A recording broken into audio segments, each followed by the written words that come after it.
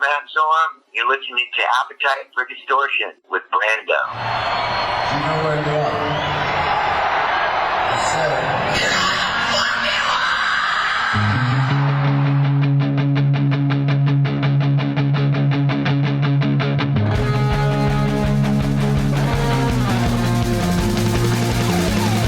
This is Appetite for Distortion.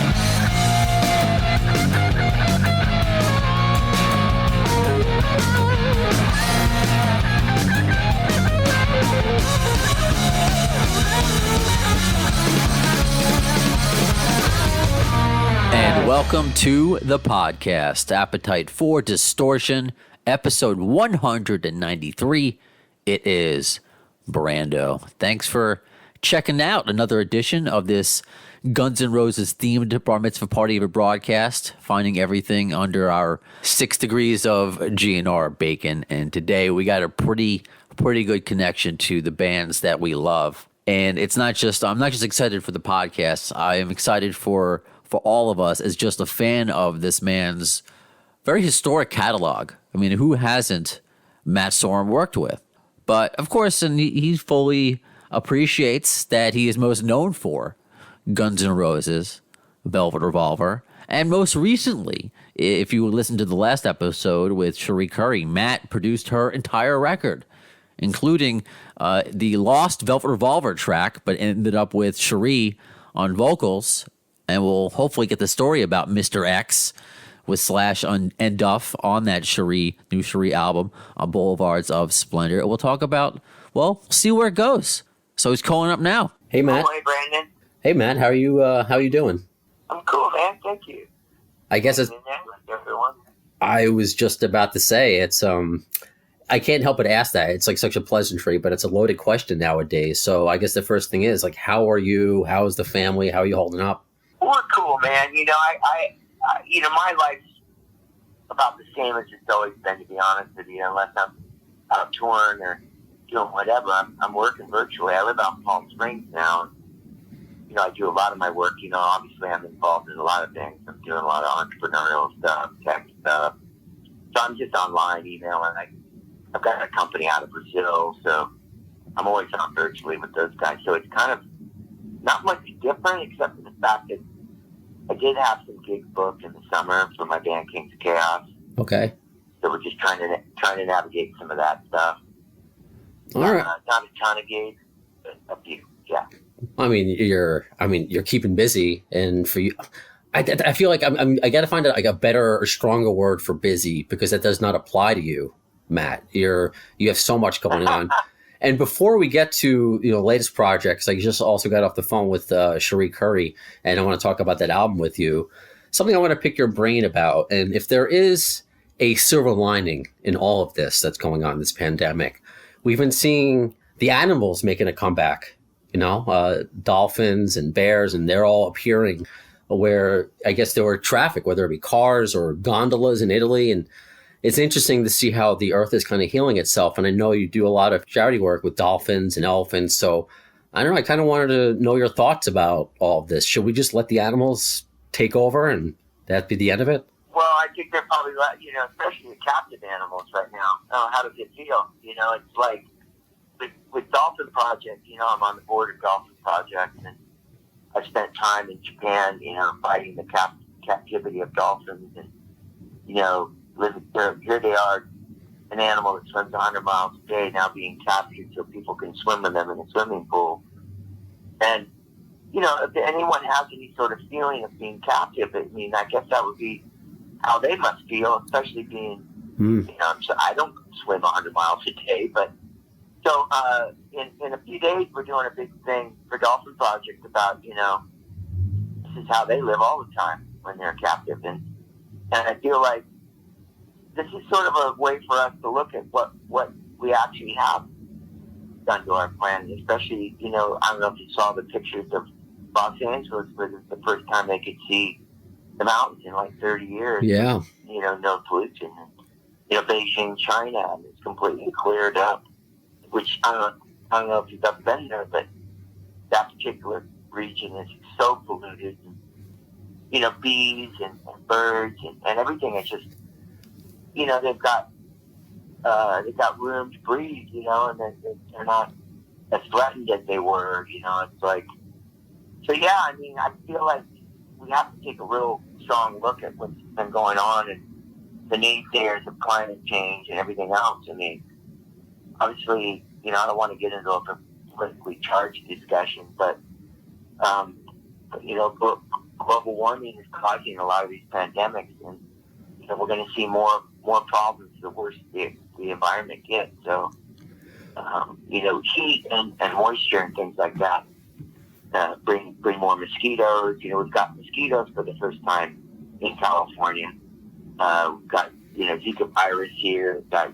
We've got crazy things happening. So I think people need to step back and really, this is the time for us to pause and look at the next phase of how we're gonna treat Mother Nature, right? And it's important to look at what you do in your daily regime to even if you're not putting all your plastic in the recycling bin.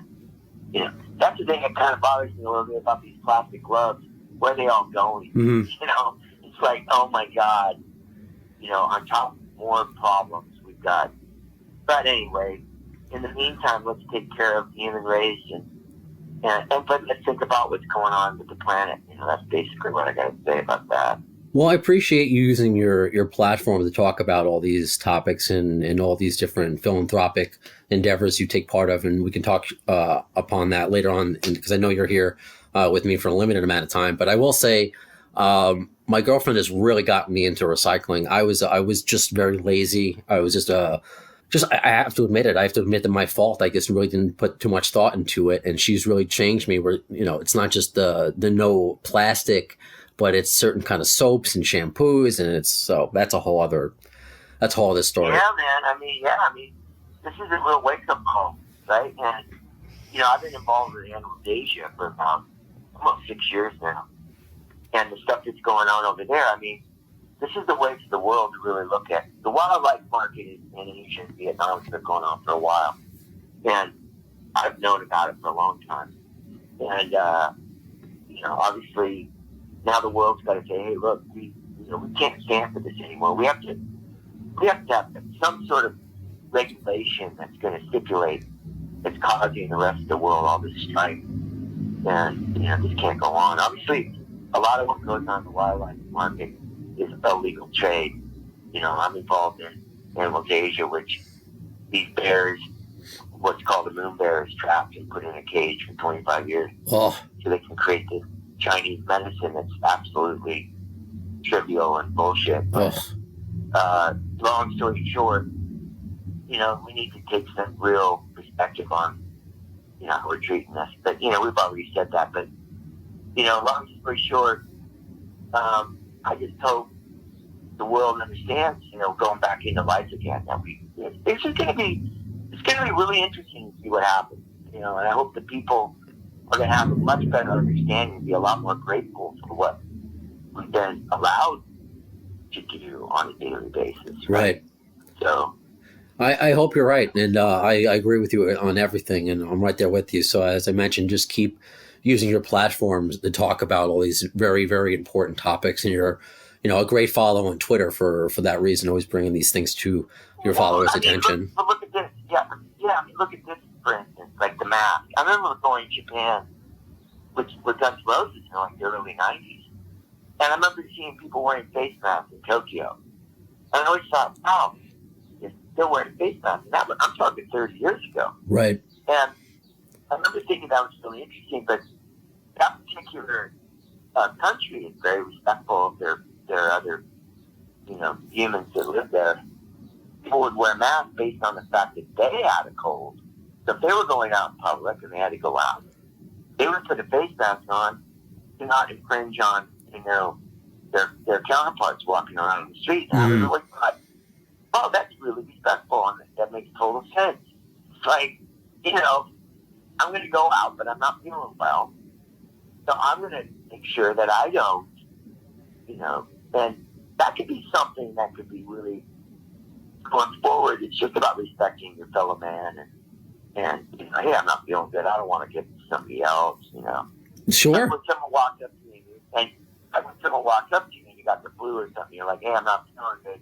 Probably not a good time to shake your hand or give me a hug. I mean, you've done that before, you know.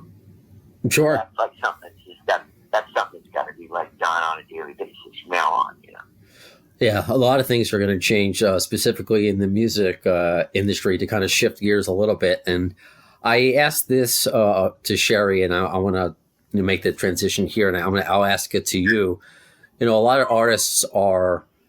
It's interesting how people are either releasing things now or holding off. And we could touch on your book if you would like to later. How, you know, I'm assuming because you want it to coincide with the book tour, or artists they are rescheduling dates.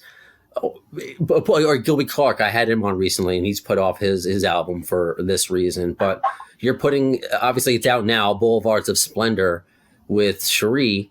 So what made now, like, is it just because it's been 10 years in the making? How come what made now the right time for it to finally see the light of day? You know, I don't know. I was so strange. I got a call from Kenny Laguna, who's been with Joan Jett, started Blackguard Records, you know, with Joan. And we did the record together, you know, God, almost 10 years ago. And the thing about the album was, you know, when I first came to Hollywood, you know, I had a few record deals, and they would do what's called shelve a record, right? You'd make a record, the record company didn't want to put it out. So anyway, that's not exactly what happened to this album, but ended up not being put out for whatever reason. And then Cherie had a bunch of stuff going on. She had an accident and fell out of it. She's a chainsaw artist. Yeah. Fell out of the tree. Anyway, Kenny called me out of the blue about 3 weeks ago and said, hey, we're going to put the record out. And I actually really was happy and very, you know, happy that the record was going to see the light of day. We've all got like this sort of home time to do a lot of interviews. So that made perfect sense, you know. And then Billy Gibbons, I just toured Billy, and we made a record called The Big Bad Blues. And I had this video that we've been kind of sitting on. And I said, Billy, let's put it out, man. I mean, you know, we're not touring. So there's certain parts of that kind of thing, no pun intended, but we've got a captive audience. People are looking for stuff to watch. Right. Content. You know, everyone's on Netflix or Zoom or whatever. So we dropped that video. You know, I'm doing a lot of interviews and just got off a bunch of different Zoom things. So there's stuff happening. You know, people are trying to percolate. You know, it's an interesting time because it's a different energy. You know, but thank God we have it. I mean, remember back in 1918 when they had this massive flu that took millions of people? How do they communicate? They didn't. You know? I mean, just imagine 20 years ago, before smartphones, what we would have done, let alone the early 1900s, we would have been losing our mind. Yeah, it's interesting, but you know, it gives you real perspective. So the record, you know, the amount we had all this great energy to just put into that, and that's cool because you know it's given us a real sort of you know focus. And everyone's kind of available. No one has an excuse anymore. Yeah, it's like, hey, where are you? Well, okay, yeah. You're home. You know you're home. So can't do it. I'm on the backyard. If I, you know, whatever. Right. But, I was wondering if you could talk about the lead track of the record, Mr. X, with Slash and Duff. Because Cherie said that was supposed to be a Velvet Revolver song. Can you tell us about the track in its infancy and how it made the album? Yeah, well, you know, that song was actually written by me and Duff. Like, Duff used to come over to my house, and I have a recording studio. And we were all, you know, we all offer songs when we make records. And, you know, Velvet Revolver, I wrote more songs that, you know, I didn't come up with chords and stuff for any GNR stuff, but when Velvet Revolver came along, I started writing more. And I wrote a riff for a song called Set Me Free on the first album. That was my riff. And I remember playing that for Slash and him kind of looking at me going, oh, it's pretty good. And that really opened up my songwriting. the fact that, sorry, the fact that I had acknowledgement from, this great guitarist. And so anyway, we started writing. Me and Duff started writing together, just the two of us. And he'd come over, and I'd have a little guitar riff, or he'd have a riff. And, I don't know if you know this much about Duff, but Duff's a drummer, too. He started out as a drummer. So Duff would get on the drums, and I'd play guitar, or vice versa. And we ended up coming up with that song, Mr. X. And then we had another song, and I can't remember what the heck we called it, but we started sending out those two songs for demos. We were looking for a singer after Scott. So those were like these kind of like demo songs to try out singers. And this guy came in, Royston Langdon, from the band Space Hog. Yeah. And he wrote this lyric, Mr. X. And all the lyrics and the melody were done by Royston. And Royston was really amazing of a singer.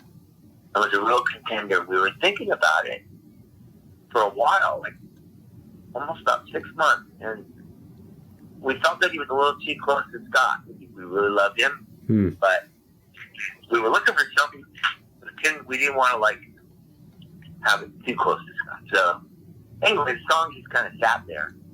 And when the Street album came along, I called those guys.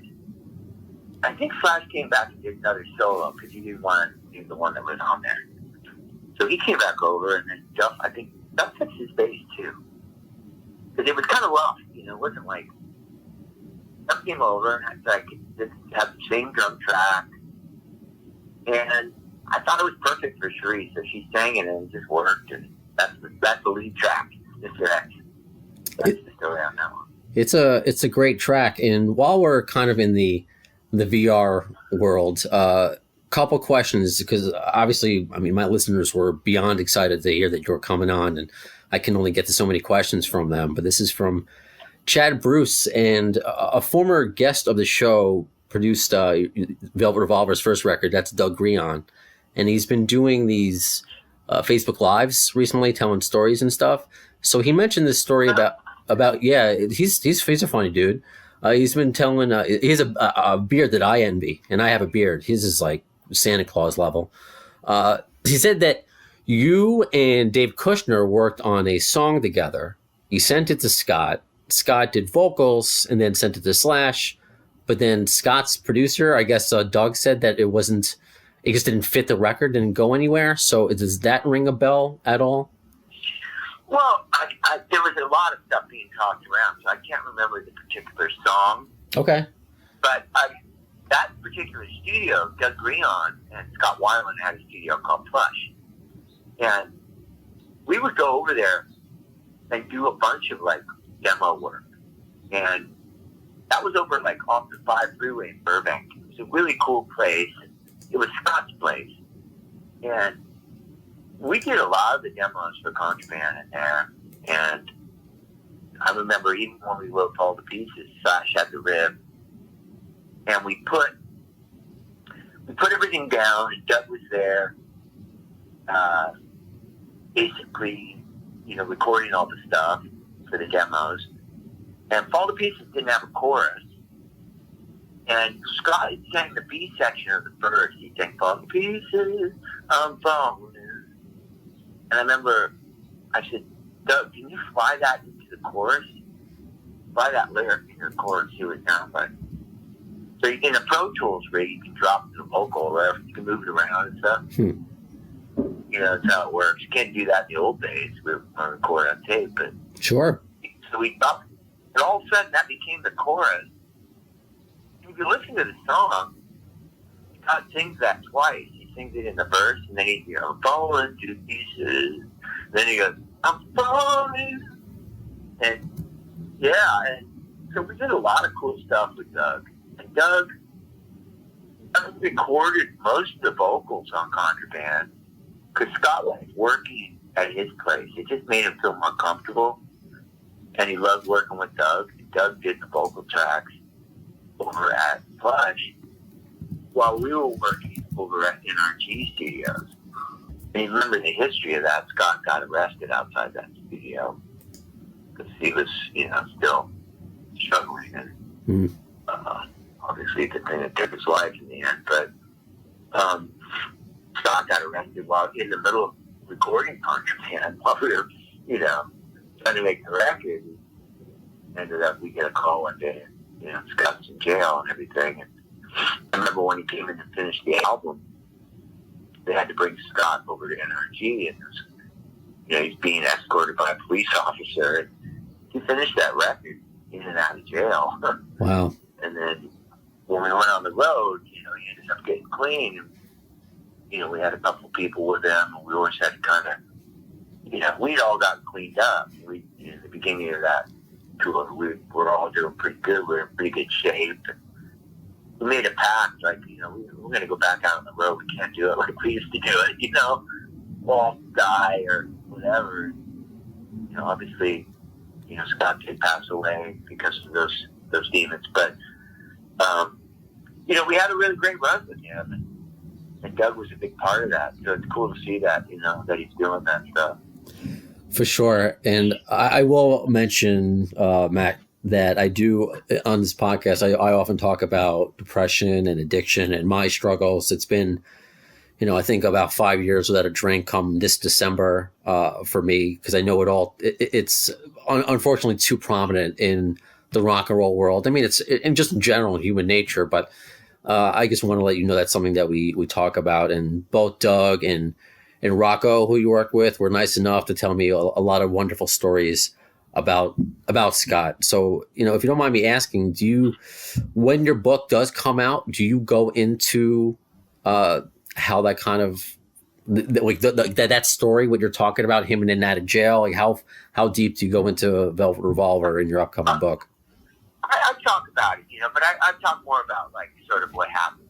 My particular, I don't want to talk too much about it. It's my book, so it's like I'm going to tell my story and sort of how I saw things. And, I get into the Velvet Revolver years. I mean, I've been in so many bands. It's not going to be, obviously GunsNRoses being the biggest band.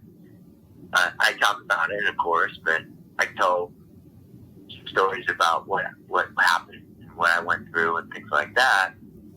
And I think I'm really respectful of of my time in those groups, and but I do tell about what I went through emotionally and at the height of my career, where I was at, which wasn't always pretty, So there was dark times, and I had real dark times, and even at the height of success, and I talk about this a lot with people. It's like, be careful about success. You see a lot of successful people that really struggle, and I think, it's a really, it can get a little scary when you're successful, and at the height of your career or whatever.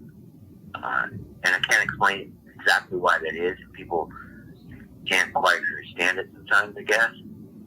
Why people that are so successful do struggle. But there's other things that appear that are hard to describe, that you don't understand. And that's fame and more people wanting to be near you that aren't necessarily your friends or family, and other things jump in, like ego and arrogance, and it all relates back to sort of addiction. And when you're drinking and using, it's not what you're doing, it's the decisions you make, right? Mm-hmm. So you like you say, you say, oh, that guy wasn't in his right mind, and I talk about that in the book. I wasn't always in my right mind, the decisions I made based on the amount of alcohol, drugs that we were using weren't probably the best decisions we could have made, right? So you kind of look at it and go, well, the greatest part about doing the book is looking back at, what your part in it was. It's like, man, maybe what would I have done differently? Well, a lot of it. But that's just life's journey, man. I mean, you make mistakes, You make mistakes, and hopefully at the end of the deal, you know, you've got it a little bit figured out. And I think what the world's telling us right now is what's important. Well, it's not always about everything outside. It's what's inside. It's like family, you know, partners in life, your wife, your girlfriend, your mother, your father. I mean, it's like, okay, that's it. And when you've gone through as much as I have, or my musician bandmates, or people in regular life, everyone goes through stuff. As you get a little bit older, hopefully you can look back and go, well, I'm here, I'm alive, and going forward, this is the way I'm going to do things. And I don't look bad at any of it. I just look at it more like, well, I made some mistakes. You know, I was younger, I was doing this, I was doing that. And, you know, now I'm just going to go about my life the way, you know, explain some of it within the book. Hopefully people can understand, you know, my little part of the equation, I guess. Sure. And I think one of the reasons why I do talk about mental health and addiction, and I use you as an example, and Duff, and an example meaning somebody who could have lost their life. But look at the complete 180 of where they are now and the role model that they have become. And I'm sure I don't want to speak for you, but I know for me, when you're in it, when you're really the height of addiction, you don't think there's anything for you on the other side. That's it. It's not going to get better. But you are proof that it gets better. So Duff, Slash, I mean, these are people that all could have easily lost their lives, but look at what they are now. They're, like I said, I don't think I'm overselling it by saying you guys are role models in the year 2020. You know, I'm sure you wouldn't say you were a role model when you were touring the world with GunsNRoses, but I think you're a role model now. No, you know what? It was the right time and the right thing to be a pirate, you know? I like that. I mean, at that particular time of our lives, when you're young and you're out there and you're rebellious and, you know, you're doing what you think is right at the time. And, you know, I meet younger kids and younger bands, and they're partying and they're doing their thing. And I got nothing to say about any of that, except for, you know, you're going to get there when you're going to get there. You're going to do what you're going to do until you don't do it anymore. And then, you know, there's an old expression, you can't drag a guy off a bar stool. You know, it's like, until you figure out where you want to go, you know. And I got to say, a large percentage of those years were great. Okay? I would say, and I don't go back, oh man, it was horrible. I was in such bad shape. And yes, there was times. But for myself, I can just only tell my story. My story, you know, like I said, is in the book. And there were times where I'm like, okay, well, this is out of control. And, you know, and like you just said, we're all still alive. That kind of blew my mind, you know, when I think about it. I'm like, you know, back in the day, as hard as we went at it, I thought someone was going to die, for sure. And I used to worry probably more about the other guys than me. But especially Duff, I thought any day, because there was times when I would see him and I'd go, oh, God, you know. Wow. But you just look at him now. Know, so we've all lived to tell the tale, if you will, and that's, yeah, you know, with the exception of people like that we love, like Scott, you know, Scott, and you know, and then the people that we lost, you know, Chester and Chris Cornell, right. You know, and you know, the guys that we lost along the way, you know, a lot of musicians, you know, a lot, so, and friends. I know. It's tough, and that's why stories like yours are inspirational. So I know the book. I'm very, and I said this. I'm very upset about Chester, and I'm very upset about Chris, because those are the guys that we're going to replace, and Scott, and those are the guys that we're going to fill the bill.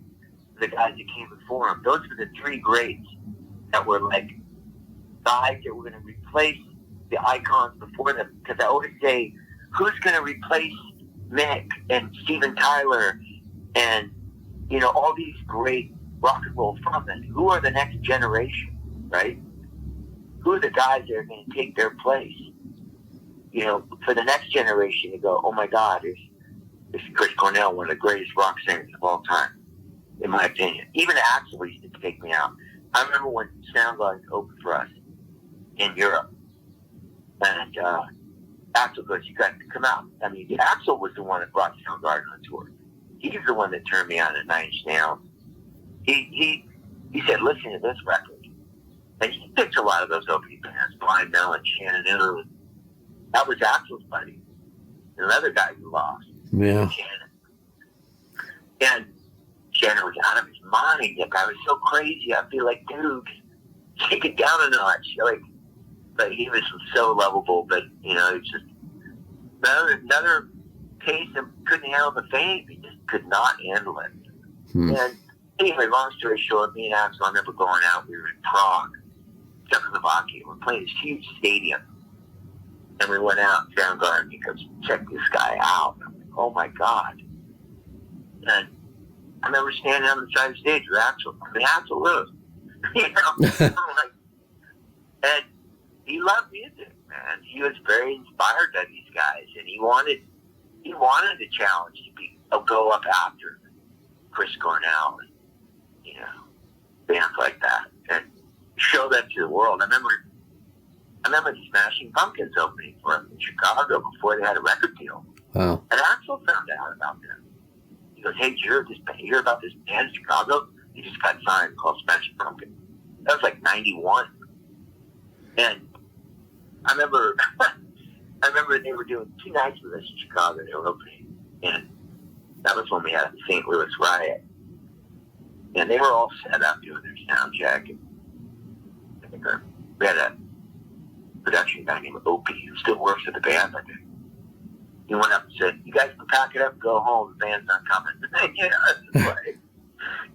Because we were like basically in St. Louis. We had the huge riot, and we took off and went to Chicago. It's in the book, my book. Right. I remember a lot of stuff. Like some of the other guys don't tell a lot of those particular stories, but I remember we took a van. We drove up to Chicago, and Axl was extradited. He was going to get extradited to Missouri, and he took off and flew back to L.A. to meet with some attorneys and stuff. So the gigs were canceled. We'd canceled. Plus, all of our gear was ruined in the riot. So we couldn't have played if we wanted to. Okay. I did not know that. Oh, my God. If you look back at the footage, even on YouTube, the crowd took the stage and ruined all the equipment. Stole a lot of the gear. A lot of people were injured in that particular. Another tale of survival for Matt Sorum. Yeah, we ended up leaving in the van. And it's in the book, and I don't want to tell the whole story. No. I don't want to spoil it. Right. We all rode this van up to Chicago from St. Louis. And Izzy took a bus. He split right away. And then it was probably one of the coolest van rides I've ever been in, because we were all together in a van for hours. Here we were at that time, being probably the biggest band in the world, like riding in this van and trying to get away from the cops, wearing full stage regalia, still in our stage clothes. You know what I mean? Oh, wow. Axl was wearing, that night he was wearing that feather boa, and he had like a skirt on. We stopped at a Waffle House because we were all hungry. We all walked in there. Yeah. Full of stage gear. Everyone just looked over. Remember, we looked up on the TV and we were on the news. And, like the riot, right? Yeah, it was a great time. And the people in St. Louis, it was weird for them and a hard situation, but wild times. But, do you foresee, we got to get your book out first, but after that, do you foresee this becoming like a movie? Obviously I spoke to Cherie about the Runaways movie and, Queen and Elton John. Is there going to be a GNR movie, do you think, eventually? I don't know. All right. I don't know. I I don't have a lot of responsibility for the catalog. So. Oh, fair enough. Well, then let me ask you then what you are, because I know we only have a few for a couple more minutes. I would be remiss if I didn't ask you, if it's just in the book, you don't have to give us a story if you don't want, but do you talk about like GNR recording in the mid-90s, about that breakup when Slash and Duff finally left? Do we get to read about that from your perspective? I probably won't comment on that yet. Okay, fair enough. Fair. I don't want that to be the headline. I get it, Matt. I completely get it, and I appreciate that answer.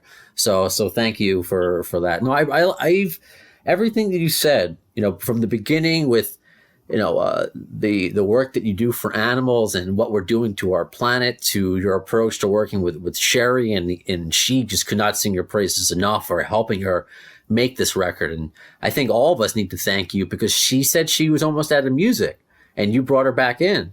So with that, and your inspiration of being, hitting some pretty lows, which we know some of, we're going to find out the rest when your book does come out, and where you are now, just incredibly successful, and your hands are in so many different cookie jars, as they say.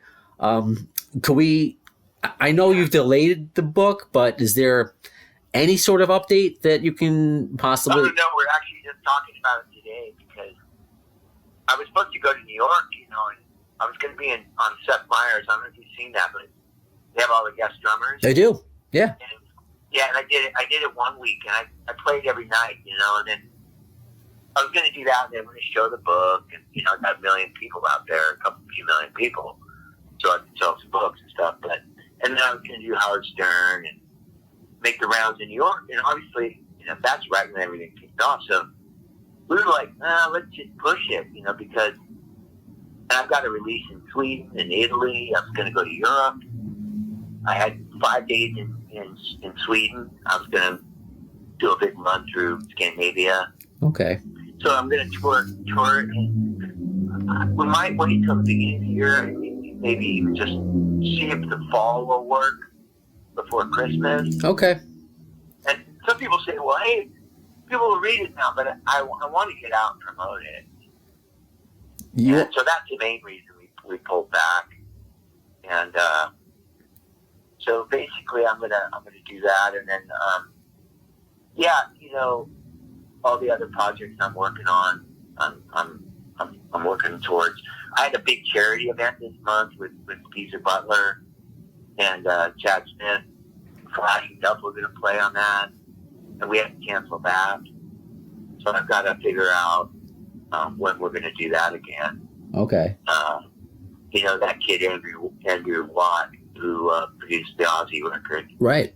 Him and Chad and Duff played on that Ozzy record. So yeah, I thought, I'll honor Chad, and all these people are going to come sing Billy Idol, Alison Mosshart, and The Kills.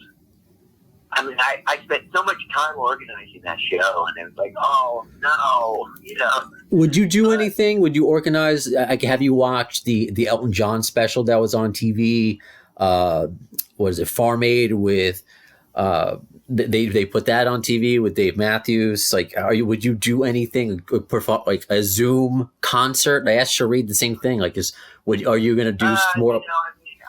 Are you getting kind of burnt out on those, or what do you think? That's an interesting question. I think it depends on how it's done. Because you're right. Because it was weird with John Mellencamp, because he sounded great, but it was like, just like people don't know how to use a webcam, and like it's easy to set up. So I think if it's done creatively, I think it can be done well. I'm actually, I don't know if I told you this, but I work in Brazil a lot. I have a company there that is doing a lot of good work. We actually have a company called Viral Cure, and check it out, viralcure.org. It's all in Portuguese. But we have a health clinic for the people there to get medicine for all kinds of things. But basically now for COVID-19, we're raising money. So I'm going to be on global television, which is the biggest television in Brazil. And I'm thinking about putting something together for that, and I'm going to do like a webisode thing, and I'll cut the drum track and then have everyone play to it, sort of like what you saw Jason Bonham's been doing with the circle. Right. So I'll have the track, and everyone can play on top, so everyone's in sync. And you just cut all the videos together and make sure everyone's in the right key, and, you know. It could be done well. I mean, I think from week to week, Saturday Night Live got better, you know, and that's a whole, you know, skit. But I thought the Rolling Stones was a trip, watching Charlie Watts bang on pots and pans. But you're right, there are some that it's like, that was what was happening, you know. I'm like, if it was anybody else but the Stones, like, but it's Charlie Watts, you know? Right. One last question before we get out of here. Any update on Deadland Ritual? Nothing right now. I mean, you know, everything just kind of went, you know, you can't, it's weird because people are like, well, can't you record? I'm like, well, not really, because we're not in the same room. We didn't finish the songs, and nothing to report on that right this second. All right. Sounds good. I mean, you're working on enough, so no worries. Well, I'm glad we get to enjoy the Cherie Currie album now, Boulevards of Splendor, which you produced. I mean, Slash and Duff are on it, Billy Corgan. We got Brody from the Distillers, Juliette Lewis. Matt, I mean, I can't thank you enough. I hope we could be on the phone at least I could be on the phone with you for hours.